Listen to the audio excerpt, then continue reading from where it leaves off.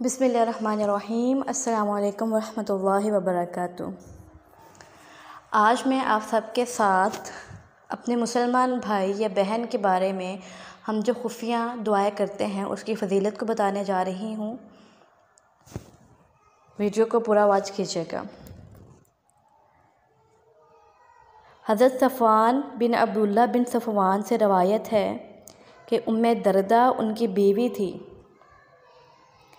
मैं मुल्क शाम गया तो मैं अबू दर्दा के पास मकान पर हाज़िर हुआ और वह घर पर मौजूद ना थे, जबकि उम्मे दर्दा मौजूद थी।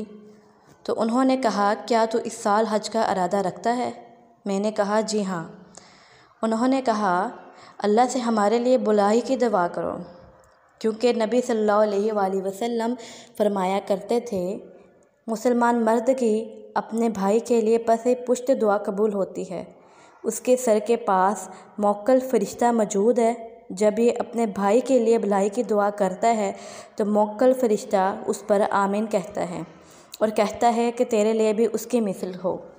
जी हाँ, ये सही मुस्लिम की हदीस नंबर 6929 है।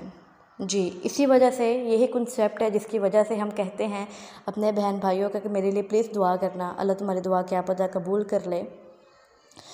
तो मेरा आप सबसे सवाल है कि क्या आप अपने किसी बहन या भाई के लिए दुआ करते हैं? अगर करते हैं तो कमेंट में लाजमी बताइएगा। और आप सबसे एक रिक्वेस्ट है कि किसी के लिए दुआ करें या ना करें, लेकिन एक दुआ जो है वो लाजमी कीजिएगा, इहदिनस सिरातल मुस्तकीम, कि ए रब हमें सीधा रास्ता दिखा, क्योंकि जिसको सीधा रास्ता मिल गया उसको सब मिल गया। मुझे दुआ में याद रखिएगा। अपना बहुत सारा ख्याल रखिएगा। अस्सलामु अलैकुम वरहमतुल्लाहि वबरकातुहू।